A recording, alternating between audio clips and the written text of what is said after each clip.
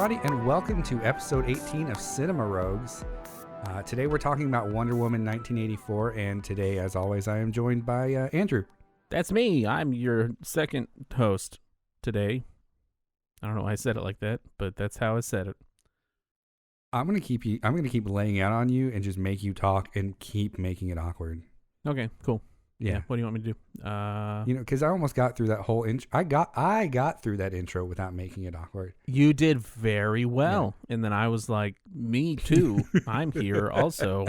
At least you tried. Andrew, it's a special week. Not only is it the beginning of 2021.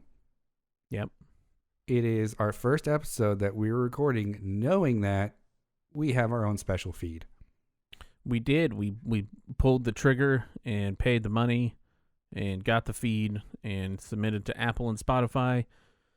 And I haven't submitted to, I know it's just kind of like housekeeping stuff, but which is the section we're in. But I didn't submit to, what is the Pandora, because whenever you go to submit to them, they're like, okay, now tell us how many downloads you get per episode and a month. So they want to know like metrics, and I'm like, yeah, we don't have any, so I'm gonna pass on that for now. We're not there yet. We're up to 4 downloads. I looked at it today. Woo! Yeah, I think one of those is me, but whatever. You can do it. I think one of them. I think I downloaded an episode just to like listen to the quality. We are our only listeners so far. Yeah, we like to listen to our own thing. It's good. It's for quality assurance purposes. Now we're going to have metrics to see who actually listens to our show. Right. We just can't put it under the umbrella of Retro Warriors Patreon. Right. But hey, if you want to check this out, we're over at cinemarogues.podbean.com. That has a link to our RSS feed, as well as the individual episodes that you can just stream directly from the site. So go check it out. You can also get it, as Andrew mentioned, on Apple Podcasts and Spotify. And you can also follow us on Podbean. Oh, you can also follow us on Podbean. I didn't know that was a feature, and it said you have 0 followers. Yep, I've got I think Board Game Barbarians has 7 followers. Yeah. So I think there are 7 people that listen to my show specifically on Podbean's website. Nice. Or on the app. So, you can also download the Podbean app and listen to our show from that. Hey, there you go. And then eventually we are working on getting it on more. We're just waiting for sort of the numbers to come in and to be able to support and say, no, we're a real podcast. Really, Apple and Spotify are the 2 big hitters that we care about. Right. And you Apple said the Apple was real quick, right? Dude, it was like 3 days. It took me 3 weeks to get Board Game Barbarians up and running. But I think that's only because I had 1 episode, and both Spotify and Apple were 3 days in. We're just like, yeah, you're good. It's because we uploaded 16 episodes on the first day. Probably. They're like, they have a big library. They're not dead. Yeah. Surely they'll keep uploading 16 episodes a day. A day. Yeah, a day. That's our new goal. Woo, we got a lot to do. But speaking of Board Game Barbarians, if you want to hear more Andrew do his solo thing, although you do a lot of it with Justin too, right? Yeah, but most of Board Game Barbarians is done with Justin. Yeah, so if you want to hear more Andrew and Justin, go check out Board Game Barbarians. It's good stuff. You can check out my YouTube video. It's kind of on YouTube channel. It's kind of on hiatus at the moment. You have 1 video. I have 1 video. If you want to check my back catalog, there's 400 videos. I'm just kind of tired of making them right now. And until it becomes fun again, I'm concentrating on this show and Retro Warriors. Because speaking of Retro Warriors, we're hosting a Retro Warriors episode, Andrew. You and I are. Yeah, we're going to do an episode together. I'm excited about that. This Friday, and I forgot about it until earlier today. Yeah. So if you're listening to this, you haven't heard of Retro Warriors and you want to hear us talk more, go check out Retro Warriors. The NFL Blitz episode comes out in a few weeks. That'll be us. It'll be exciting. Yeah, Blitz. I think this is the first time that we've recorded on a schedule in a while. This is also our first scheduled recording ever. Well, not first. You know what I mean? Regular schedule recording. Yeah, I was gonna say not ever. Right. So we decided to go every 2 weeks. So we are recording every 2 weeks. You should be getting an episode every 2 weeks. That is our goal for 2021. So we'll see if that happens. But we're off to a good start because we started this episode. We did it right. I remembered we were recording today, and I messaged you and made sure that I knew the time. I'm on vacation, so like I was like, I feel like I have something to do today, but I'm on vacation, so I don't know if I do. Yeah. Even though it's just a Sunday. Yeah, I think a lot of people have vacation head right now. Yeah. But anyway, so since the last episode, I haven't had a lot of time to do anything. But I did start watching The Stand yesterday because we burned through, we were watching Star Trek Discovery, and then looking for something else to kind of start after we finished that last episode. So we started The Stand, and that's probably a bad idea, watching a show about like a worldwide plague. Is that what I don't know what The Stand's about. So yeah. The Stand is based off a Stephen King book, and I haven't read that book, but it's on my list of books to get to. Is it it? Is it? Yeah. Is the book it? Or is it? Yeah, the book is it. No, the book is The Stand. Oh, okay. But there's a character in The Stand named Randall Flagg who is in a lot of Stephen King's works. He's like a main antagonist in the Stephen King universe or whatever, multiverse. And so it's been on my list of things to read because I read like through the entire Dark Tower series. But anyway, the Stand is there is a global pandemic that kills people within like a couple of days of getting infected, and it spreads throughout the world. And then there are some people who are immune, and then things happen after that. So far, that's where I am in the show. Right. And they're starting to gather together in a specific town because they've been psychically called by Whoopi Goldberg to come to that town. Specific. Got it. Yeah, and she says, God didn't tell me what you're supposed to do, just who's supposed to be here. Like, okay, that's helpful. But yeah, it's given the current climate, it's kind of hard to watch. But because you're already living it. Right. It's not a respite from the real world like most media is these days. Right. But I finished His Dark Materials season 1. We need to make into season 2. And we still haven't started season 2. Yeah. I heard season 3 did get greenlit, so that should be all 3 books that they're going to end up doing. Good. Yeah. I would hope they would not be like, we got 2 in, and even though there's only 3, we'll just not do it. Yeah, I mean, I could see it happening though.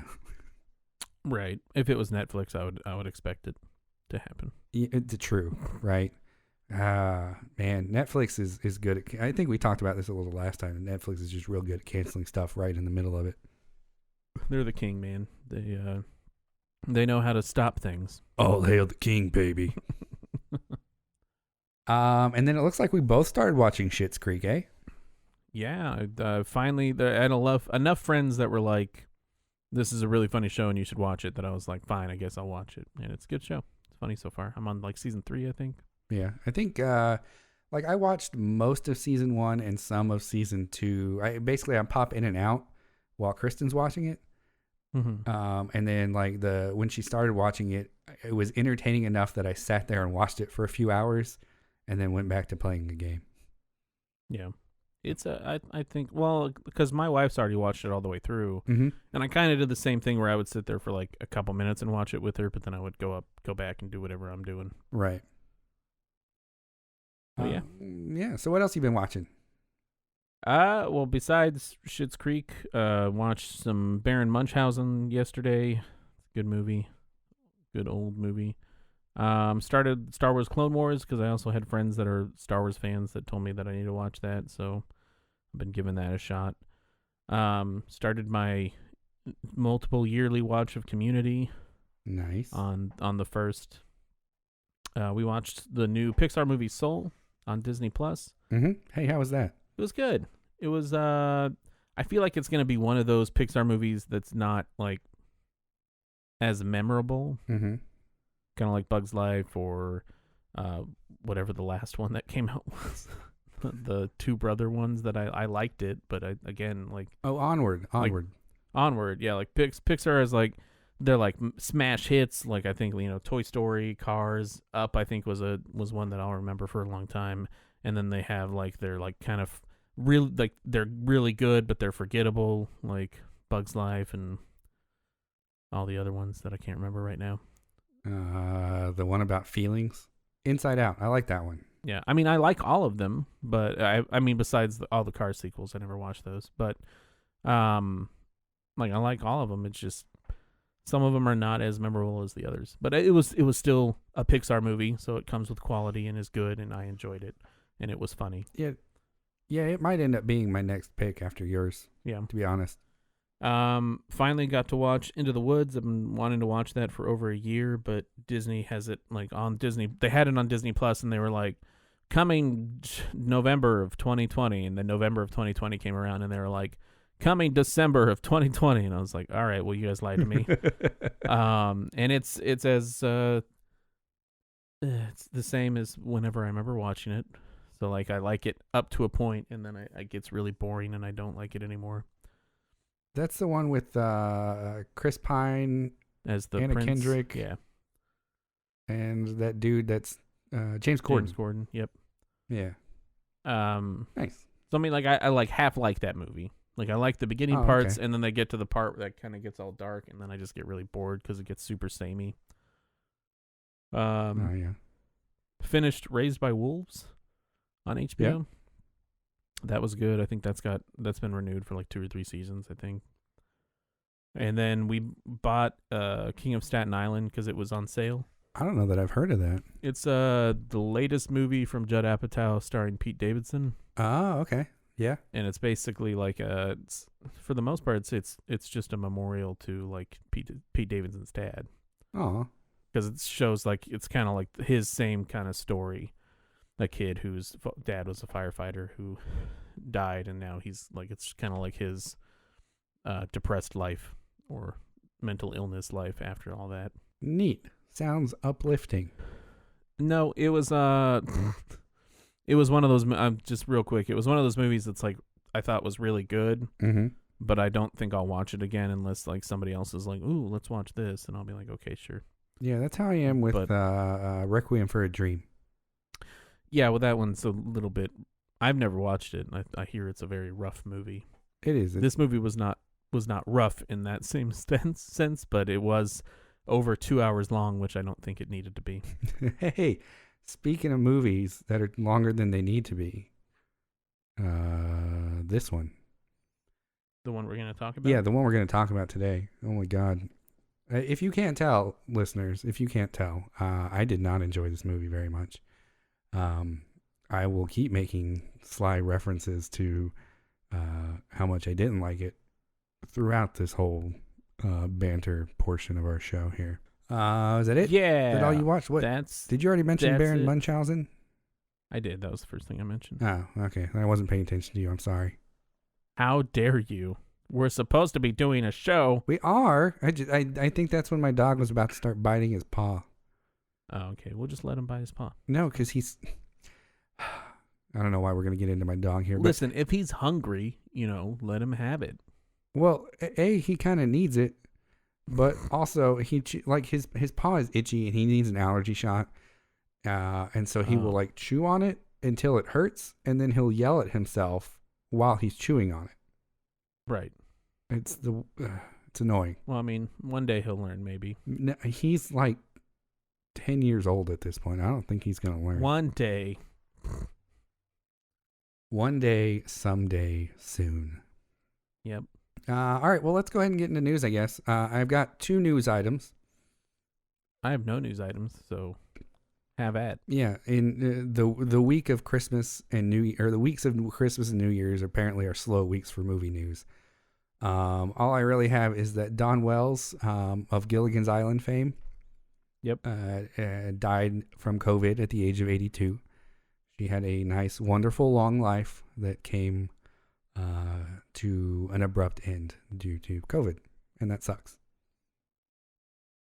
I don't really have anything special to say about Dawn Wells. It makes me sad because I really did enjoy, Marianne as a character, and I think she's one of the last surviving cast members at this point, right? I think there's one left at this point. Right? I don't know who it is. I couldn't tell you. I wasn't a huge Gilligan's Island fan, so. I don't know who's not a huge Gilligan's Island fan, but okay. It was before my time, and didn't care to watch it after the fact. You know what my favorite thing about Gilligan's Island? Gilligan, the island? No, the theme song is in whatever meter. It's a really common meter, and I can't think of the name of it now. Pachelbel's Canon in D? No, that's a chord progression. Yeah, well, you know. But it basically just means everything in that meter can be sung to the Gilligan's Island song, including things like Amazing Grace. Oh, So okay. Amazing Grace, how sweet the sound that saved a wretch like me.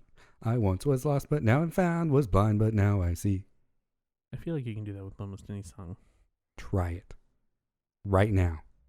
Nah, I'm not going to. Damn it. Okay. Anyway, I almost said World War III. Wonder Woman 3 officially greenlit at Warner Brothers. So, yay. They saw their numbers. I think, if I remember right, they did like $16.3 million on opening weekend, which apparently is good these days. And I mean, it was. I heard it was successful enough in theaters. Yeah, exactly. And they probably had enough people watch it on HBO. Yeah, so they said, all right, let's make number 3, and I hope they do better. Oh, hey, yeah, you're right. Andrew added a third news item. MF Doom died in October. Not really. I guess it'd be like Adult Swim related. Yeah, that's fine. I mean, he's a pretty influential character in our circles, so that's fine. Yeah, it was sad to learn. Yeah, that sucked. I know Justin was taken really off.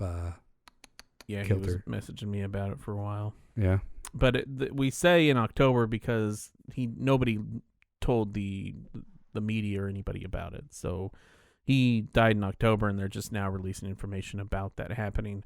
They haven't said how it happened. They've just said that he passed in October, right? Which is sad. Oh, and there was that wrestler guy that died, and I don't have his name right now. But he was part of WWE and AEW, and by all accounts, a really great guy. And he died unexpectedly last weekend as well. So sad day. It was a sad day all around. But we did have Christmas, so that was nice. We did have Christmas.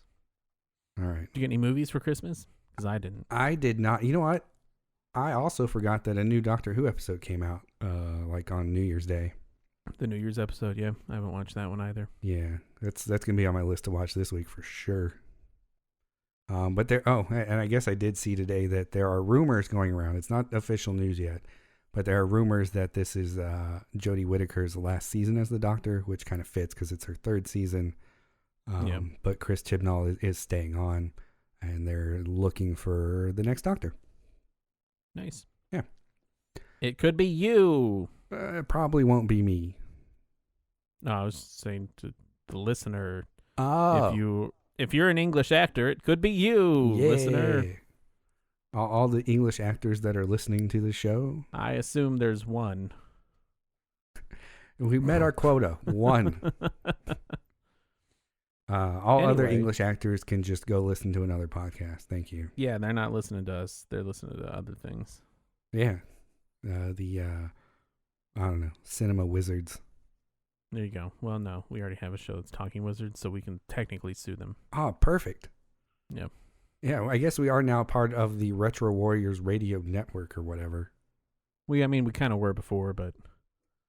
Yeah. Well, I guess it's expanded to include a separate feed, and now it is a network. Yep.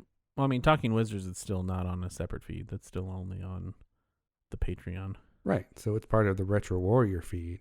I think the fact that we have a Retro Warrior property as a separate podcast means it's now officially a podcast network. Network. Okay. That's what you're going for. Got it. Yeah. Thanks for coming along on that ride. I was here. You were here. You know what? That's about the best I can say about 2020 as well. I was here. Yep. Well, cool. Well, let's get into it. All right, I'm sorry. I'm just really reluctant to get into it because I know I'm going to make people mad. we gotta dive in sometime. Let's dive into the deep end. All right, let's get into it. Hello, everybody. Wonder Woman 1984. Let's talk.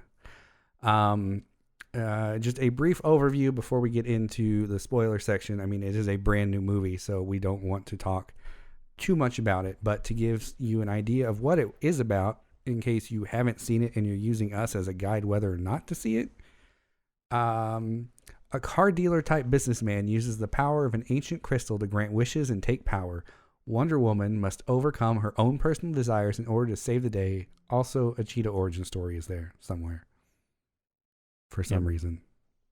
Yeah, this movie is technically more a cheetah origin story than it is anything else. I don't know why I said it like that. Origin? Like an origin story. I guess from that if you look at it from that perspective, I can see that. Yeah. I don't think Max Lord was a particularly memorable villain, but he did have his whole entire arc, and then Cheetah was just kind of left hanging at the end to a certain extent. Really, it was like this movie was a cheetah origin story, and I don't really know why we'll talk about it. It does the same thing that it always does as a DC movie, and I don't know why we can't. Anyway, go ahead. All right. Released on Christmas Day, 2020, on HBO Max and in theaters. That's the 25th, for anyone that doesn't know. Oh, yeah. December 25th for you non-Christmas people, I guess. I don't know. That's okay. It's been in development for a while. I mean, I think it was expected after the first Wonder Woman came out and did well and was generally a good movie, that there was going to be a second movie. So back in 2017, Patty Jenkins, when she signed her deal to direct Wonder Woman, only signed on to direct one movie. But in June of 2017, expressed interest in directing the sequel if they were going to do it. Jeff Johns that same month said that he and Patty had started a treatment for the sequel, but WB was pretty mum about whether or not that was actually happening. But eventually they did announce the movie in July of 2017, about a month later. At the time, it was called Wonder Woman 2, because I guess they hadn't settled on a time period yet. The time period 70 years after the first movie, which is problematic for a number of reasons, and we'll get into that too. In September of 2017, WB officially confirmed that Jenkins was going to be the director. And then a year later, they announced it to be Wonder Woman 1984. And insiders originally described it as a standalone episodic adventure in the same vein as like an Indiana Jones or James Bond movie. Which I kind of have problems with those attributions, simply because Indiana Jones has a little bit of loose continuity between some of the movies. I mean, the recent James Bond movies also have loose continuity between them. Right.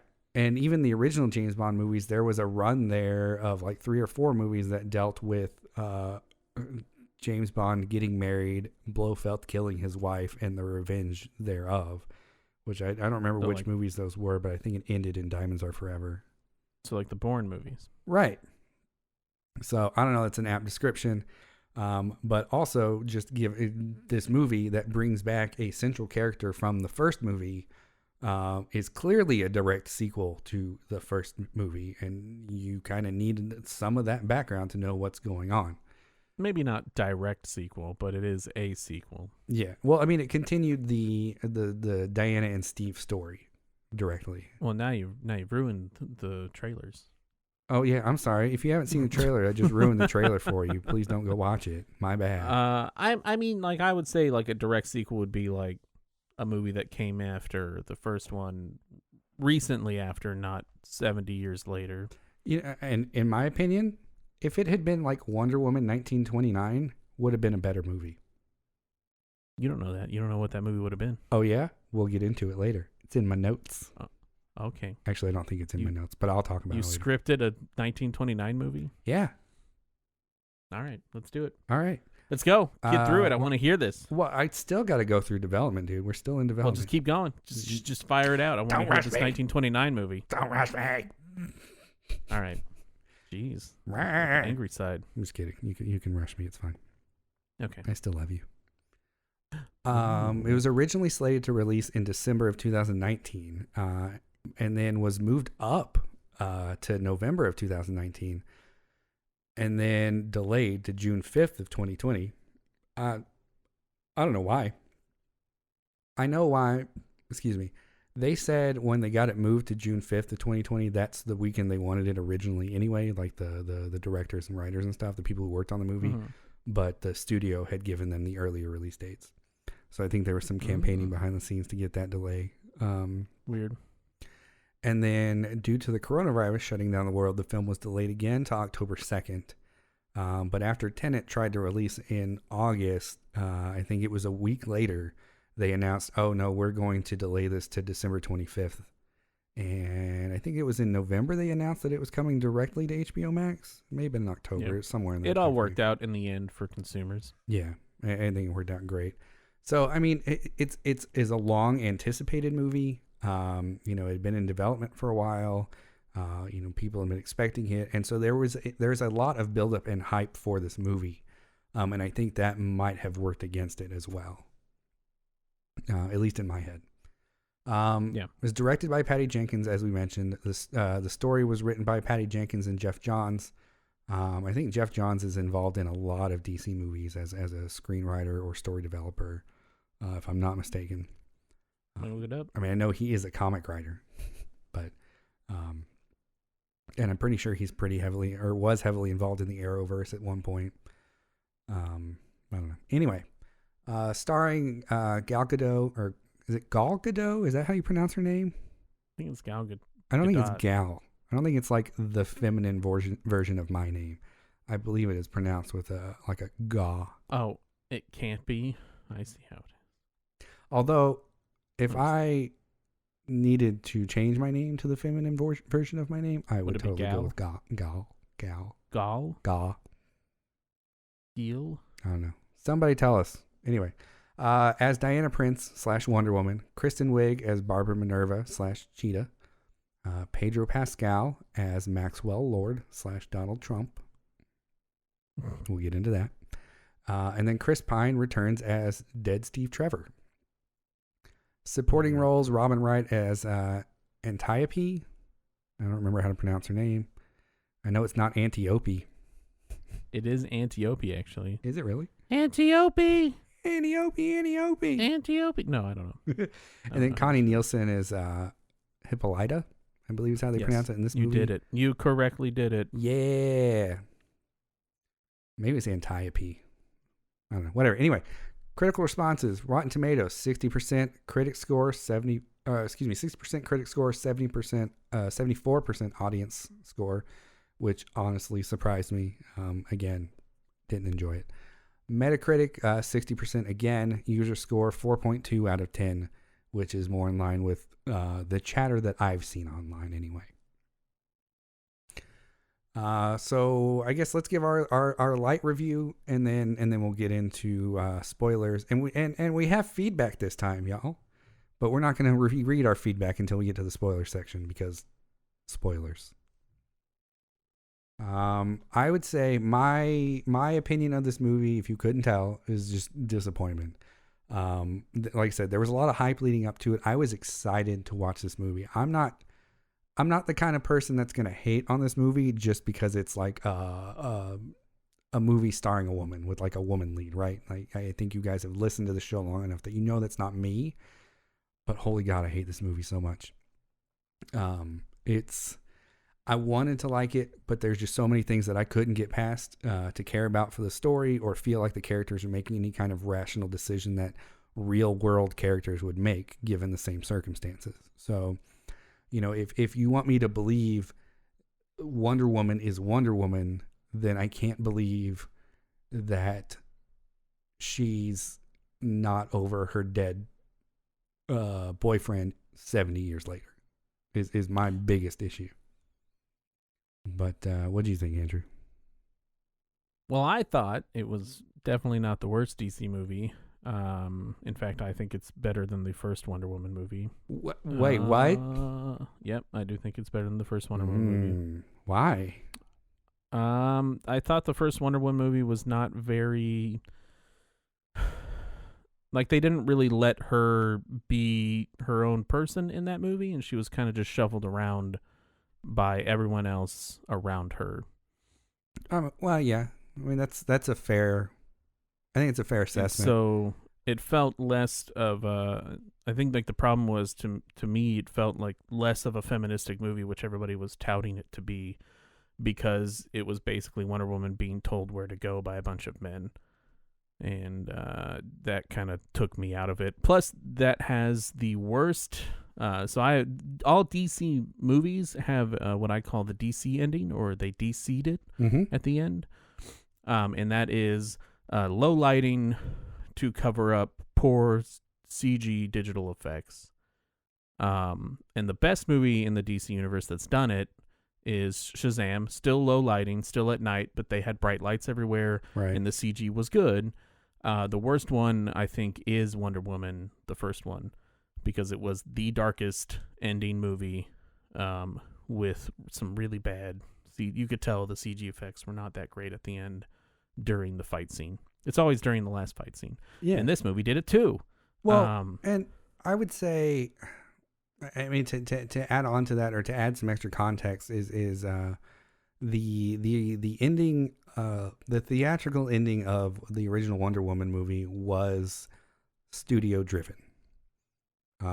Patty Jenkins came out during the tour for this movie, or the press tour for this movie, and basically said, yeah, no, I had a different ending, but WB made me change it and add the CGI fight scene. Right, I'm not blaming Patty Jenkins for it. No, sure, I know you're not. I just all wanted to add that Warner context. Brothers DC movies have this like really just fucking garbage, low light, and like they're like, I blew the CG money on all the rest of the movies, so now we just have to like. They don't want to show the Wolverine origins like CG that they have at the very end, so they're like, let's make it dark and spooky. That way they can't tell it's cartoon effects.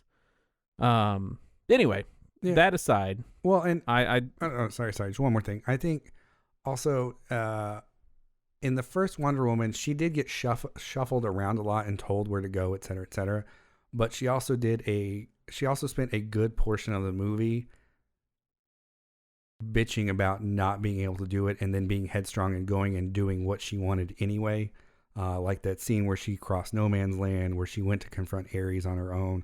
She left that's like on her the own. only good scene, or I guess the best scene from that movie, is her going through no man's land. But other than that, I don't know. Yeah, no, It's also been like what 4 years since I've only seen it once in theaters. So see, I rewatched it. In preparation for this. All right. Anyway, okay. No, go ahead. Was that the end of mine? I mean, it's the end of what you wrote, but if you got more, go for it. That was basically it. Yeah. No, I still spoiler free. Are we getting into spoilers yet? Or No. Are we doing our? We are not getting into spoilers yet, sir. Good. Just I don't know. Would you recommend, for people who haven't seen it, who are going to pause our show and maybe go watch it? Would you recommend it? If you already have HBO Max, then I would say definitely it's worth your time, or it's not going to feel like time wasted, in my opinion. But if you have to pay for it or go see it in theaters, maybe wait until you have HBO Max, or it's like $10 on iTunes or whatever. Yeah, I think. But I would not pay full price for it. Okay. Yeah, I think I'm kind of in the same boat where maybe if you have HBO Max, then yeah, sure, watch it. It's entertaining enough, but ultimately it's disappointing to me. If you enjoyed the first one, it's worth a shot. But honestly, I think it's a worse movie than the first one. But Andrew disagrees with me. So, you got a 50-50 shot if you like the first one, whether or not you like this one. If you didn't like the first one, you may like this one. I don't know. It really just matters if you have good taste like me or bad taste like Guy. That's what it all comes down to. What if you have no taste? Then you'll. I don't. That doesn't compute. I don't know. I don't know what that sound was. That was great. All right. Well, then let's get into spoiler territory.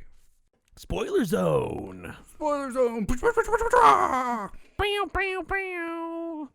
So first things first, let's get into listener feedback. GTGG9, I don't know what that means, but if you want to elaborate on that, you can write back in for the next show. Says, are we not supposed to talk about Diana basically date raping a man because she sees him as Steve Trevor? because I feel like we're not supposed to talk about Diana sleeping with an unconscious man without his consent and then having a casual conversation with him about his appearance at the end of the movie. That's implying that that man was still in his body at the time. You know, that's another point I have is that man like just there, like, and he can see everything that's happening?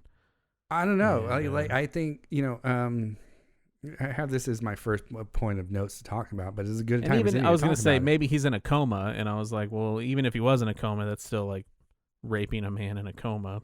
Right. This is one of the it's things weird that they would do that. This is one of the things that I was talking about earlier, where if you want me to believe that Wonder Woman is Wonder Woman, a symbol of truth and virtue, a demigod, daughter of Zeus, fighter for truth, justice, and I suppose the American way, whatever. I guess that's Superman, but whatever. You want me to believe that this lady is ultra conscientious of what's going on and wants to make the world a better place, has zero problem with her dead boyfriend taking over the body of another person. I mean, to be fair, Zeus would have no problem with that. True. Zeus would have no problem with that. Or any of the Greek gods, really. They're all kind of shitheads. So yeah. So I don't think that Wonder Woman, paragon of virtue, is. I can't get past that. I cannot.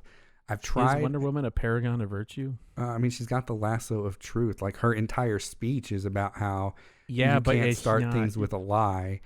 She's a but defender it's not her of truth. power that powers the lasso. It's truth itself. Again, you are correct. It's just, God, I don't know. You didn't expect me. I'm still gonna like try to argue with you just because it's fun. No, I do agree with this point. Yeah, she like raped that dude, like no matter what. Right. But and you can't. I've heard people try and make the argument that, well, maybe she didn't know, or it just didn't occur to her, or whatever. All she sees is Steve. First off, no. She sees his face. He references at some point, he's looking in the mirror and she's like, right. Like, she sees that dude's face. But all she sees is Steve. And then you might make the excuse, well, she saw his face, but maybe she just thinks that he was materially created by her wish or whatever, out of nothing. But no, they go back to his apartment and sleep together. Yeah, that was kind of weird. Right? She's in the apartment of a stranger with clearly lived in space with like family and daily activity, and sees nothing wrong. Absolutely nothing wrong. Can I derail this for 5 seconds? Sure. That dude's like the bed headboard. Mm-hmm. That was kick ass, man. He had like a control panel there and speakers coming out the side. Like that'd be a super cool like headrest to have. Anyway, yeah, no, you're right. I mean that's definitely. There were a lot of plot issues with this movie that I think a lot of people may not have thought about the first time they watched it, including the like just him in another guy's body. Well, yeah, it's definitely weird and not like cool, but. And Patty Jenkins retweeted or responded to a tweet about somebody who was drawing parallels between the Steve Trevor storyline, inhabiting a body, and the body switching sort of trope that was going on in the 80s. And she responded to it and said, yes, exactly. So she's out there defending this decision. So it's not even like it wasn't considered and it's accidental. It's a purposeful decision, and it's supposed to be, related to like what's that movie with Fred Savage, Vice Versa? Never seen it. Various body switching things that happened in the 80s. They're like Freaky Friday, for example. Okay. And things like that. And yeah, it's a purposeful illusion, but in 2020 it has different connotations. But if it's body switching, does that mean that guy got like switched into his like skeleton buried somewhere and he's just like banging on a coffin the whole time? Yeah, Like, really. he's like, That please, I'm a skeleton. was, Why? he had a strange 1 week dream.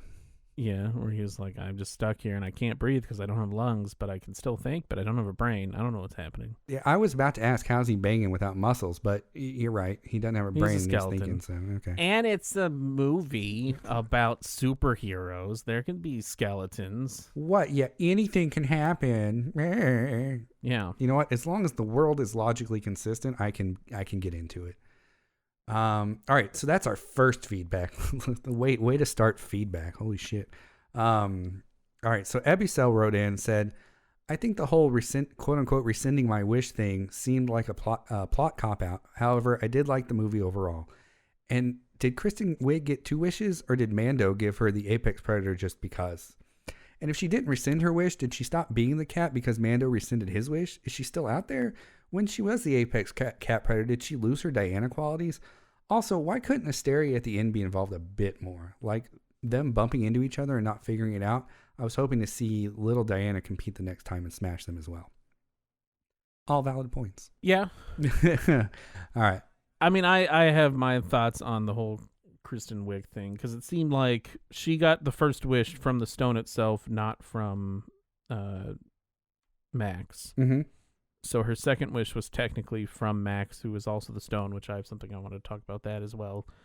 Like I have I like this movie, but I have problems with it. Well, sure. I mean, talk about it. Let's bounce off of Ebucel's feedback and get into those points that you got about it. So I mean, like, and he says in the helicopter when they're flying, he says something like, "I'm feeling generous," or "I'm feeling benevolent," or something like that. What is your wish? And that's when she does the whole apex predator thing, which I've seen a lot of other comments online where it's like, well, she is already an apex predator as a human, which that's not incorrect. She is an apex predator already. Yeah, dude. So it has been long established in the Retro Warriors universe that a cheetah isn't even the most powerful cat. So I don't know how she got turned into a cheetah because it's not even the apex cat.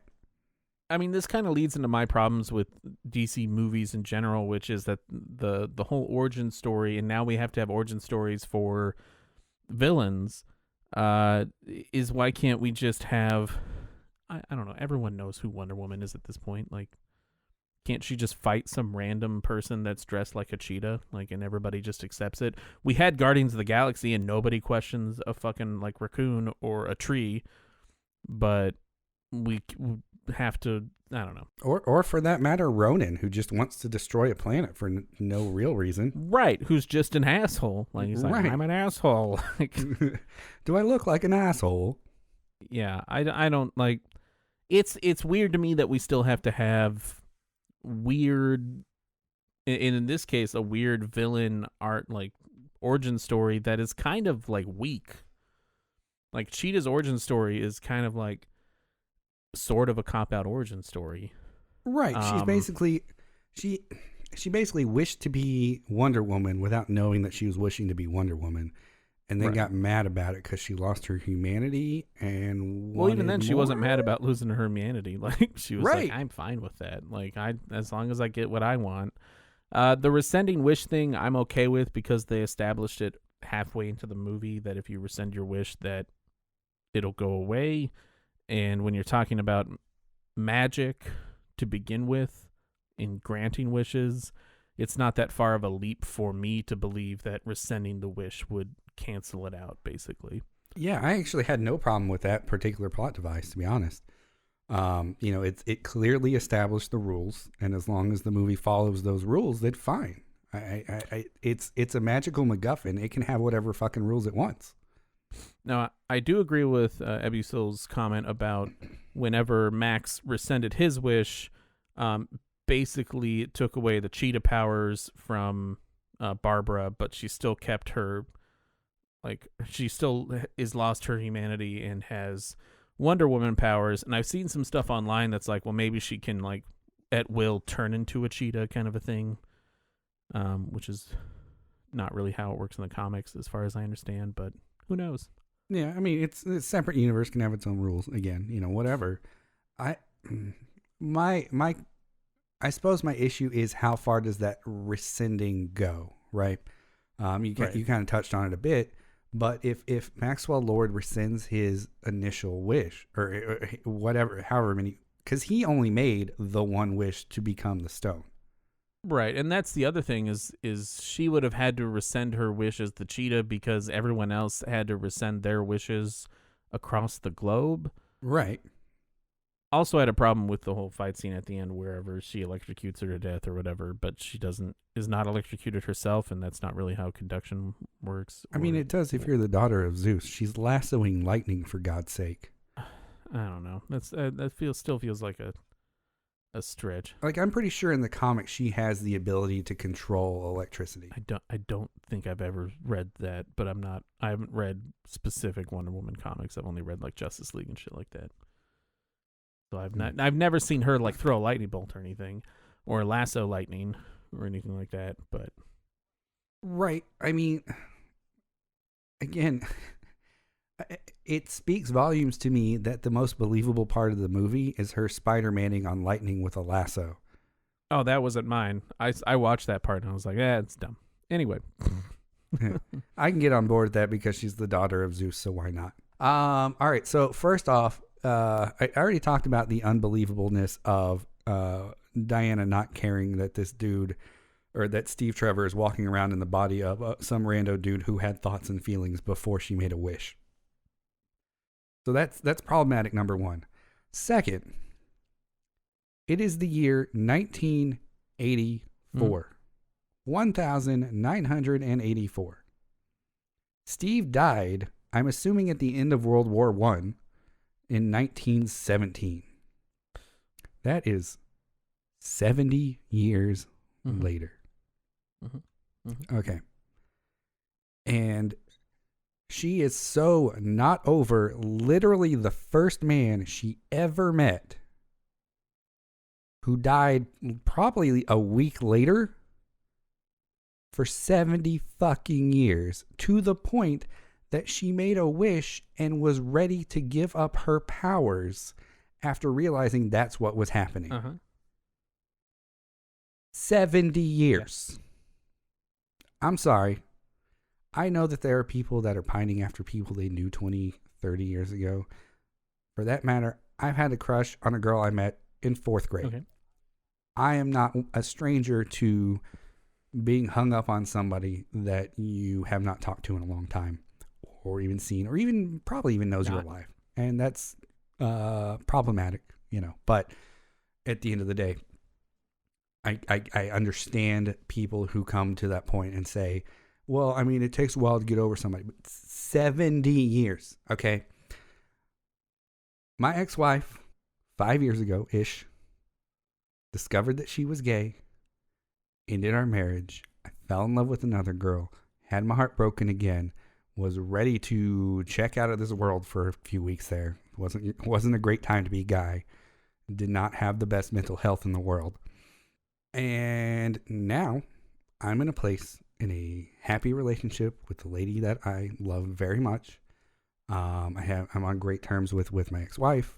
I'm feeling healthier and happier. I'm unemployed, so that's kind of affecting things. But whatever. Generally feeling like I have things put together and have tried and am trying at love again because it's worth it, right? 5 years later, and you're telling me Wonder Woman, having her Wonder Woman adventures, whatever there are, has not met a single person that piques her interest a little bit to help her start to move on for 70 years. Not a twinge of attraction, a modicum of I don't know, respite from these sad feelings. Not even a twinge of Twitterpation in 70 goddamn years. I have a theory about this. I am 38 years old. All right? I would have to live my entire conscious life again and then repeat it, and I would be about where Wonder Woman is. And I do not believe in no way, if you triple my fucking lifespan, that I'm not going to meet another girl if my girlfriend dumped me today or died today heroically. So no, I cannot get over that. The basic premise of this movie is fucked. I'm out. I can't do it. So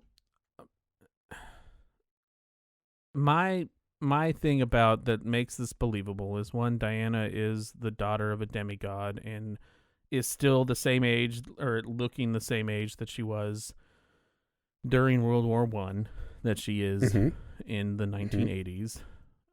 She also is living in a time period between World War I and the 80s, which men in that time period were, even now, historically chauvinistic assholes that believed that women were under them. So it is semi-believable that she would not find someone who, especially someone that is as attractive as her, that is not going to really approach her other than guys that are assholes. She seems to be very distant in the movie, and it kind of shows in the very beginning until Steve shows up. Of any man, she does not want to. She's not going on dates. She avoids the guy that works at the White House or whatever.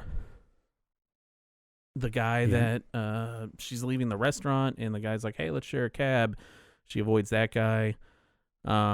She just avoids a man in general. So it seems like she hasn't really have a chance because she hasn't given herself a chance to actually get close to any other men because of the loss that she had. Steve was really the first guy that she ever met. Literally, she fell in love with literally the first person that she met, which was a problem that I had with the first movie, but which could happen. Could happen. It's plausible. It's believable. He died. He seemed to be an exceptional, literally exceptional member of the human race, right? Like, he is the exception to your typical 1917 man, I guess.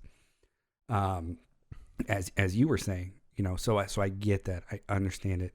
But I'm saying, your own, I understand your own personal journey that you have been through in your own personal experiences, and you not necessarily believing that, and that's okay. But I'm saying that her own personal experiences and journey is vastly different from yours because of the time period that she's in and because of her experiences that she's gone through.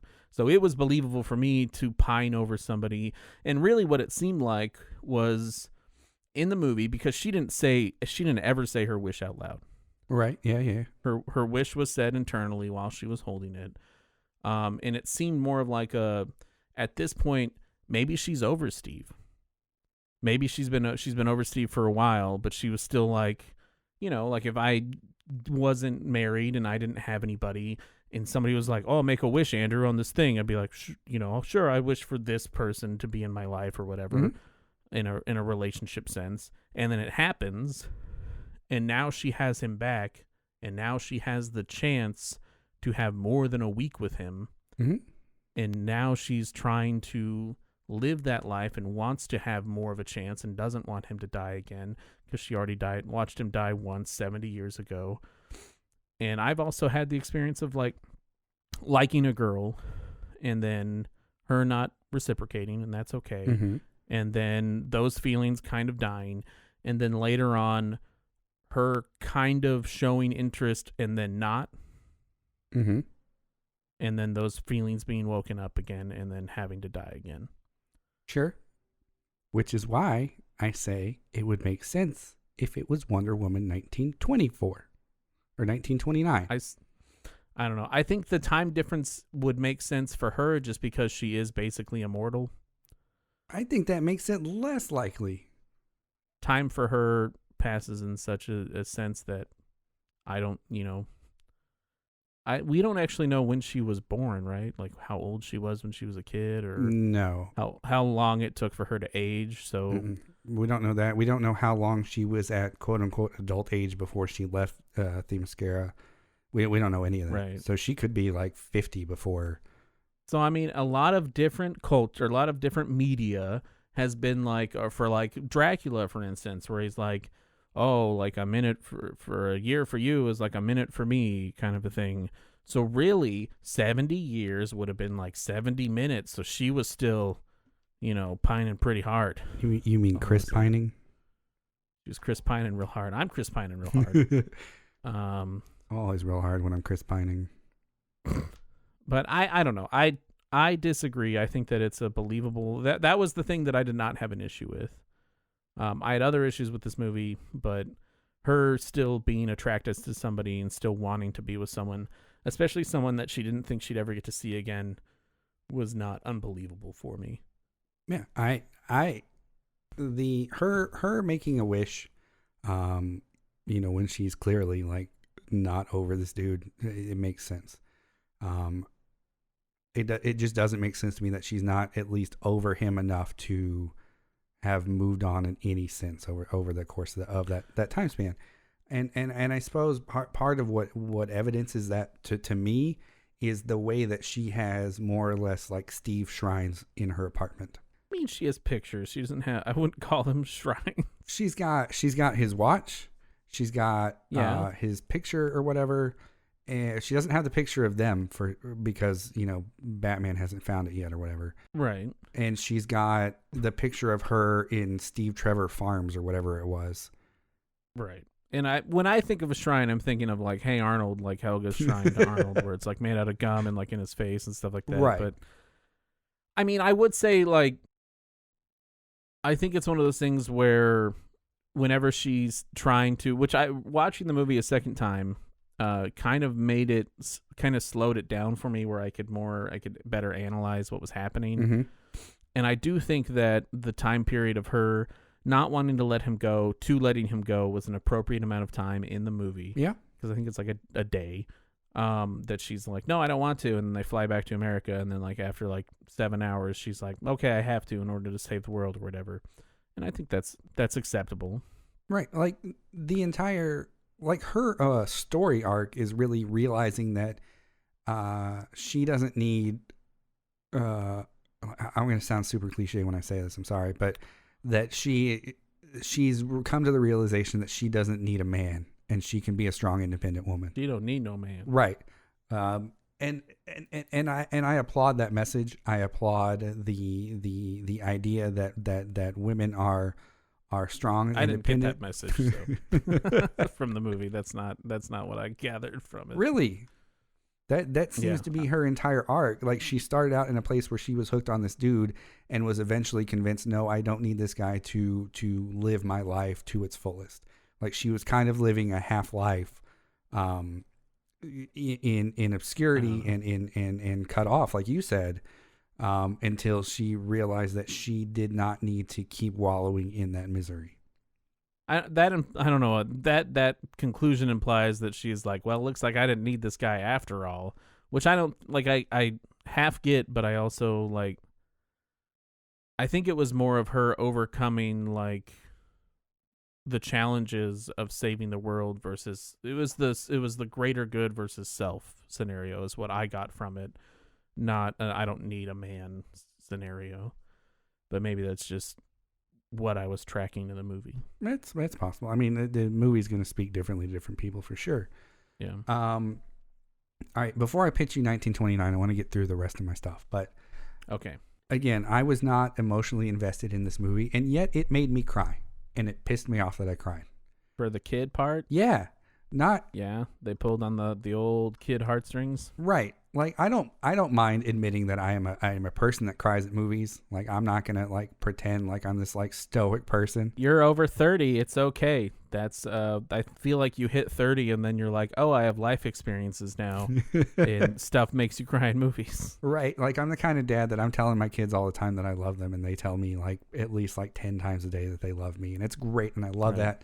And it's not something that I necessarily had growing up. Right. That's not the relationship I had with my dad, for example. Right. Okay. So I don't know how I said right, like I know. Right, I was there. I was there. We share birthdays. We're connected like that. Yeah. Mm-hmm. So I was talking to Justin about this, and it's one of my biggest fears as a parent is a scenario in which my child is walking around alone and scared, and looking because for, you're a megalomaniac who has got granting wish powers. Right. Yeah. Right. And it's greatest fear. Right. Like I didn't necessarily identify with Max Lord in that scenario, but I identified hard with that kid, right? Like he's walking around, like he's at his dad's office, and then he's walking around just like lost and calling for his dad. He almost got like trampled by just random mob of people that went into his dad's office, which I don't understand why they would have. Like, I understand him being a scared kid and running away, Mm-hmm. but the movie heavily implies that they're there to like kill the kid, kind of. Right. And And I'm like, I don't understand that. and Max seems to like care about his kid. Like it's that sort of cliched, oh, I love my kid, but I'm too busy and greedy or whatever. Right. But there's this kid who's walking around screaming for his dad, like, just, Dad, please come help me. And it's the most that pulled on my heartstrings. And then also like when they reunite and they're all like having their moment of like, you don't have to wish for me to love you. Like, clearly he did. Clearly he felt unloved. I mean, because that part he was like going, or he overheard him like, oh, how many fucking weekends do I have, this stupid kid, Yeah. And he's like, oh, you don't have to wish for me to love you. Fuck you. Yeah, he does. Hey man, he was under a lot of stress. He was like melting from wishes, which, But I was so emotionally like primed to cry from just seeing the scared child that moment became touching, and I don't feel like it was earned in any way. I don't think Max Lord really learned his lesson necessarily. It was definitely cheap, and even then, like, even I recognized that was a cheap grab at the feels for the parents. Yeah, Justin described it as an emotional hack, and I wanted to give him credit for that particular term. Yeah. I do want to say something kind of on the funny note for whenever he's like making all the wishes before he goes to like the the television thing or whatever. Mm-hmm. And like his veins turn all black whenever he makes the wish with the president. Oh yeah. And like his face is melting, and I turned to my wife the second viewing, and I'm like, is this what happened when Giuliani was like making that press conference? Did he just grant a shitty wish to Trump, and Trump lost the election because of it? Like, that's good. Where was he going with that? Oh yeah. So I don't know. I guess speaking of, and as politics free as we want to be, there are strong parallels between Max Lord and Donald Trump. I read an article about this today too. Oh, did you? What did the article say? Because I'm going to talk unintelligibly about it just by saying like clearly this person is wishing for good things to happen, and they kind of fall in his lap, and he takes advantage of it, which seems very Trump. Pedro Pascal wanted to do Donald Trump. Oh, okay.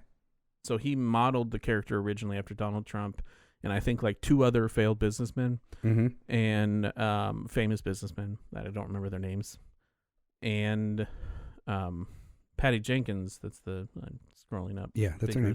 Yeah. She told him to not do that. So I feel like part of that probably still came through, but she told him that she didn't want him to do Donald Trump, probably for obvious reasons. Yeah. And I like the character that he kind of came up with. I think his wig was terrible. What a terrible wig. I have a problem with Pedro Pascal's face, and I don't know what it is. Oh man, that's weird. Yeah. That's a weird sentence. I have a problem with your face, sir. Well,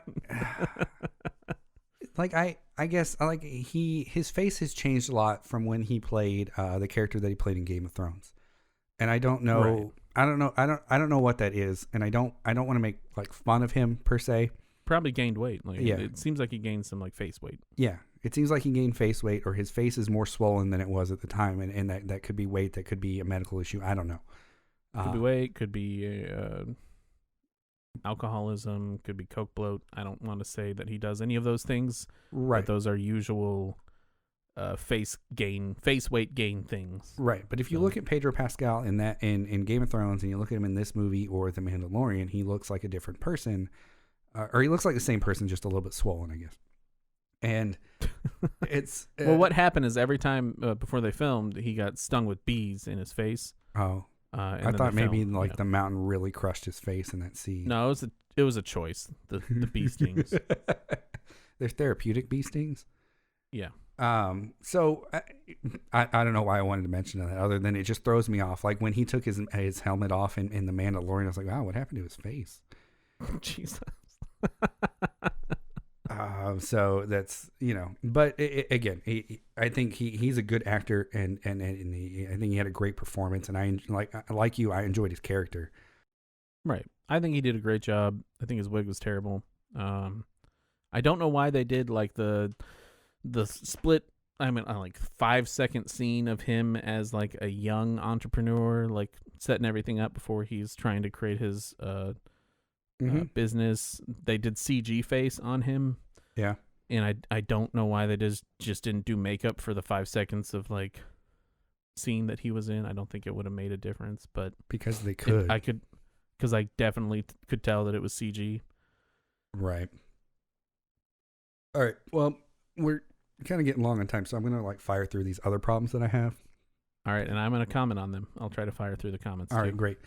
Okay, the jet that he steals. Setting aside the fact that it's a 1984 era jet, right? Which shouldn't know how to fly. That he shouldn't know how to fly. That he somehow does. Right. Just knows the right buttons to press. Had a problem with that too. Right.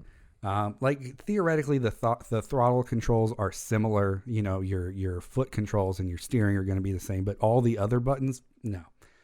All right.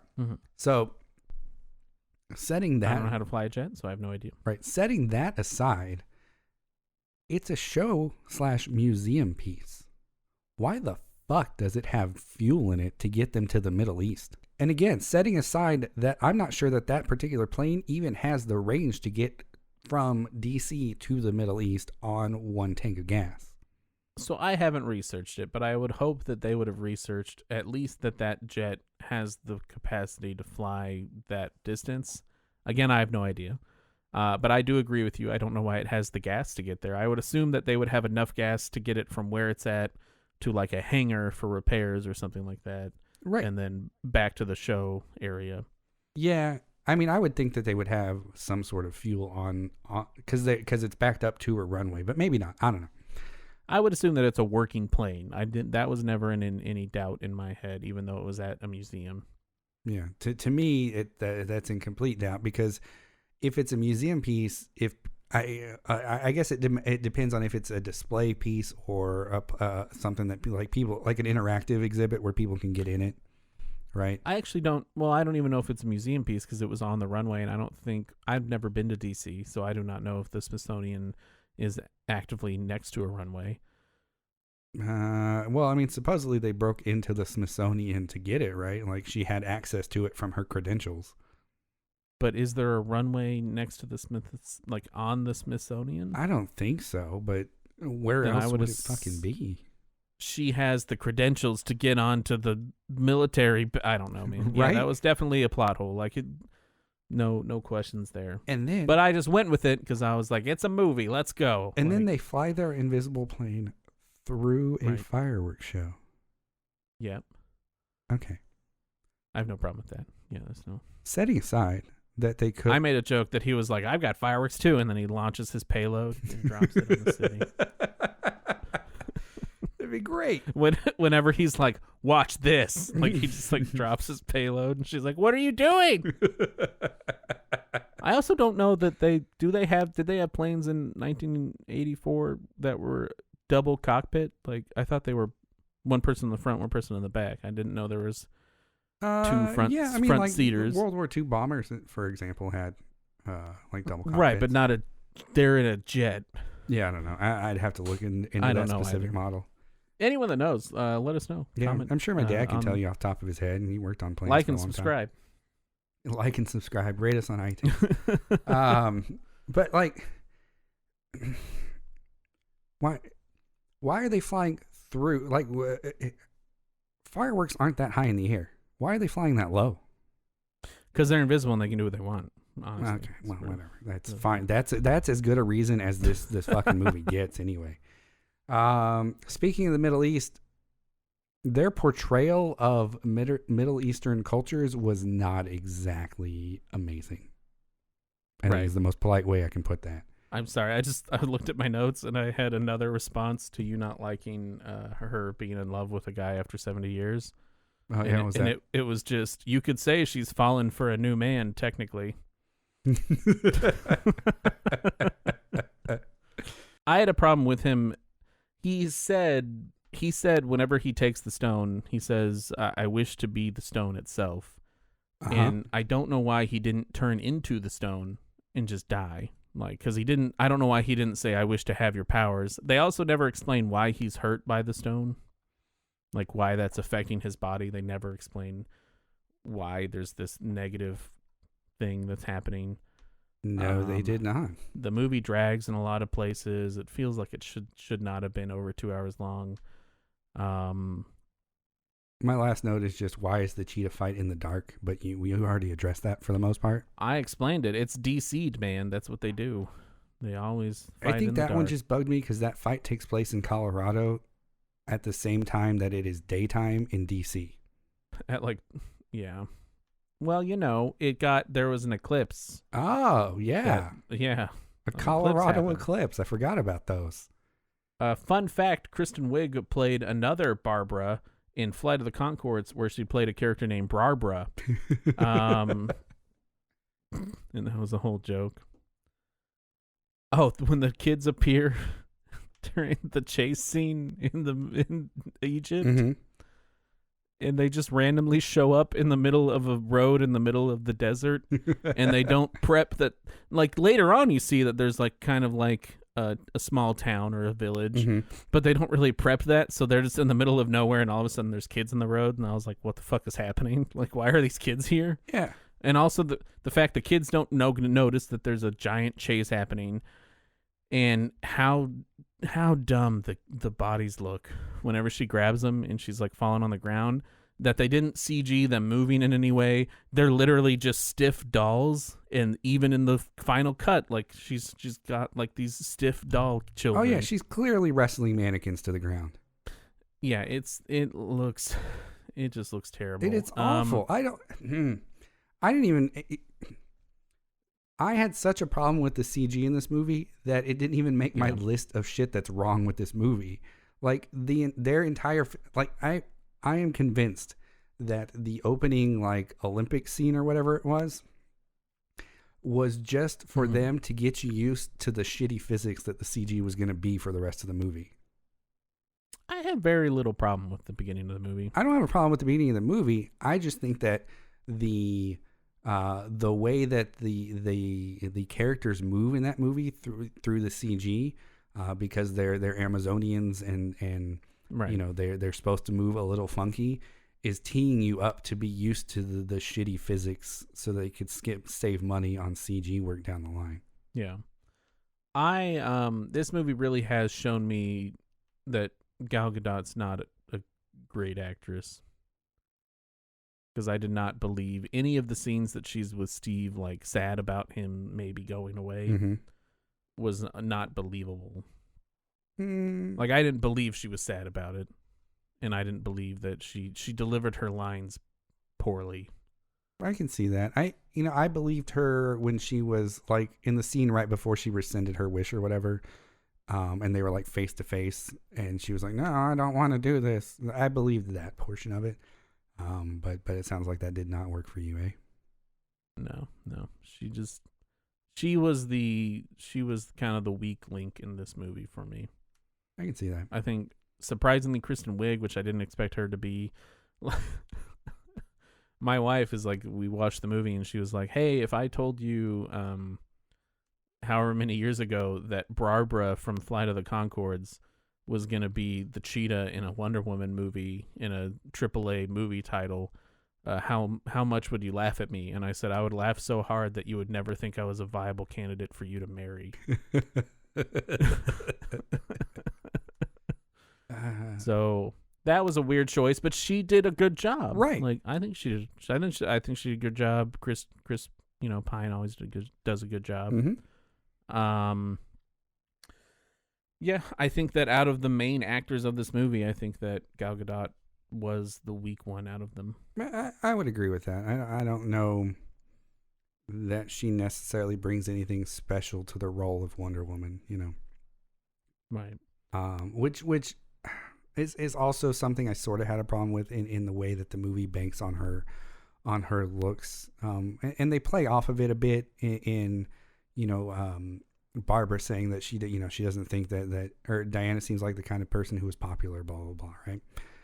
Right. So they do kind of address it head on, which is why I didn't really have a problem with it. But it did feel like a lot of the premise of the movie was, oh, I wish I was as pretty as you, right? Yeah, which kind of brings me to the beginning of the movie with Barbara, where they try so hard to make her unpopular or seem unpopular. Yeah. Like it almost seems like you can tell how hard they're trying. Like, oh, nobody notices me, and then like somebody comes up and they're like, "Who are you?" I'm looking for a famous doctor that works here and basically is running 4 or 5 different programs at the Smithsonian. Who are you again? Oh, I'm that doctor that's running 4 or 5 different programs at the Smithsonian. Oh, okay. Well, we'd never met before. Actually, we have met. And I'm like, there's not a single like doctor running programs at a museum that their boss doesn't know who they are. Right. Yeah. And I mean, that'd be like having, I don't know, a CFO that the CEO doesn't know, right? Like, it's just inherent in that position that you're going to know who that fucking person is. well, and the fact that it seems like she's worked there for a while. She has her own office. It's filled with shit. Yeah. Like there's stuff everywhere. And all the other doctors don't know who she is and won't help her. And like all the other like Smithsonian leaders of whatever department that they are. Right.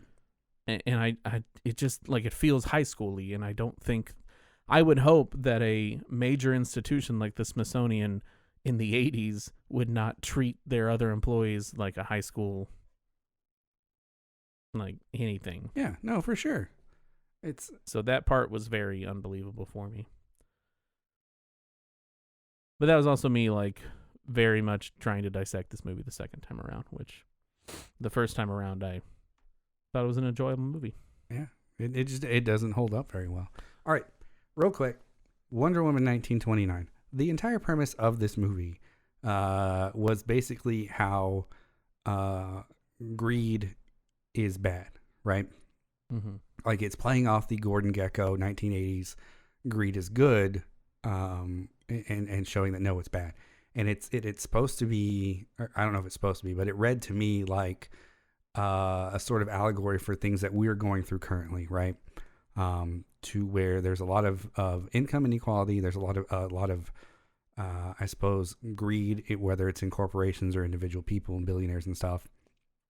And it's trying to sort of teach this lesson that you can't always have more or things will destabilize, right? Right. 1929, the cause of the stock market crash is the same shit we're going through now. Right? Similarly. Right? It's just there's a concentration of wealth at the top, and eventually the system crumbled because of that. Or Right. that was at the very least a symptom of what was going on. So you could make this movie be 12 years after the first movie. It makes the love thing more believable. You could have Max Lord, instead of being Max Lord, be like John D. Rockefeller. And then you could scale the scope down so that it's like only affecting New York or whatever, right? I think part of the problem is that the movie tried to be too big. But you could scale it, talking on the radio, and he was like, "Give me wishes on the radio." Right. You have less field that you can interact with, right? I could see that. And then on top of that, you could deal with, hey, just because we rescinded these wishes doesn't mean things reset. Somebody still has to go and deal with the depression that you started by being a shitty capitalist, right? The consequences of the depression. Right. Right. So you don't magically make everything go away. It would have fit so much better. They just got excited about doing it in the 80s because the 80s were cool when they were developing it. Yeah, I would say I did pick up the underlying idea of this movie of at the end, or near the end when he says, "But why not have more?" And I just turned to my wife and I was like, "Capitalism, yay!" Right. And so if you're going to make a movie that dissects capitalism but isn't happening in current times, then the perfect time to do that is leading up to the Great Depression, which fits in with the timeline of the first stupid fucking movie. Oh, I'm so mad about this movie. But that would be more expensive because then they'd have to do the 20s instead of the 80s. Why the fuck would that be more expensive? Because then they wouldn't have the money from Nike that they got for showcasing a bunch of Nike shoes. Oh, that is a fair point. That is a fair point. Nike wasn't around as far as I'm aware of in the 1920s. Yeah, dude. So I did notice that this time around. I was like, why is everyone wearing Nikes? And why do they keep holding up Nike shoes? And I'm pretty sure the shoes that Kristen Wiig are wearing whenever she's like jogging, I'm pretty sure those are like nowadays shoes. Probably. Like, I don't think, like, I would hope that Nike would have been like, yeah, we've got like plans for our old shoes and we'll do like a kickback thing or I don't know, whatever. Anyway, yeah, I don't know. Kind of just, I do want to say one last thing. Mm-hmm. I do think that Wonder Woman's theme, the music, because we didn't really talk about it, but her theme is my favorite DC theme song. Oh yeah, it's a great one. I love it. Yeah, I absolutely agree with that. I think it's the most memorable theme of the DCEU, at least. It is the only one that I remember because I'm like, oh, this theme's in these other movies, and my wife is like, yeah, because it's Wonder Woman's theme, and I was like, oh, oh yeah, that makes sense. Okay, that's why it's in Batman versus Superman and Justice League. All right, you got any final thoughts there? I still stand by that it's a decent movie and is worth at least a 70%. It's definitely not a great movie, but I don't think it's a bad movie. 50%. All right. 60%. 70%, somewhere around there. One of those percentages. You'll get it right eventually. One of those percentages. I think it's worth watching, but not having to pay full price for. So if your mom takes you, then, have at. Forgiveness is divine, but never pay full price for shitty movie. There you go. There you go. Truth. That's the main thing about this movie. Yeah. And the truth is you should not pay full price for it. Yeah. My final thoughts, I rescind my wish to see this movie. Well, that's just sad. Right. That's your fault for getting hyped. I learned a long time ago, don't get hyped for movies or anything because you'll only be disappointed. It's like never meet your heroes, kid. I mean, that's part of the reason I stopped watching trailers, to be honest. I still watch trailers. I love trailers. They're great. Well, if you do want to see it, like we've been talking, it's on HBO Max. You can probably still catch it in theaters along with the coronavirus. So don't go to the theaters, please. Jesus. All right. Well, if you wear a mask and have proper procedures, then you should be fine. If you rent out an entire theater for yourself, which some theaters are offering, all right, fine. It's only like $300. Yeah. That's an expensive movie. I would not spend that on this movie. No, don't do that. Yeah. Unless you have, I don't know, people that are isolated with you also splitting the tab, I guess. Yeah. But anyway, that's it for Wonder Woman 84. I think overall we could say that I was not impressed with it. Andrew was slightly more impressed. I think it was an okay movie. There you go. So we're out of here. Join us next time for Mank. Because I want to torture Guy. The story of Roger Mankiewicz. I don't know what his name is. What is his name? That is Mank. I don't know his first name. I don't know. The guy who... He wrote Citizen Kane. It's starring that dude who's in Batman. Gary Oldman. Thank you. Gary Oldman, Netflix show. So we're going to check it out. Hopefully it's good. I'm going to watch Citizen Kane because I've never seen it. Can you watch Citizen Kane after you watch Mank? Okay. I'll do that. It will ruin Citizen Kane for you, but that's only ruining a movie that's so old that you should have watched it by now anyway. Do you mean ruining by like spoiling the meaning of Rosebud or whatever? No, it'd probably just spoil plot points of the movie, which is okay because it's an old movie. I'm not that worried about it. But I want to hear your... So what I'll do, because I've already seen Citizen Kane, is I'll rewatch Citizen Kane first because I like that movie, and then I'll watch Mank, and you'll watch Mank first, and then watch Citizen Kane, and then we can see what we think from those different viewpoints. All right, that works. I'll get that done. Cool. So anyway, we got 2 weeks. I got 2 weeks. Catch us in about 2 weeks. We're still getting our release schedule figured out, but we'll have a new episode for you shortly. And until then, remember, sometimes you can't see what you're learning until you come out the other side.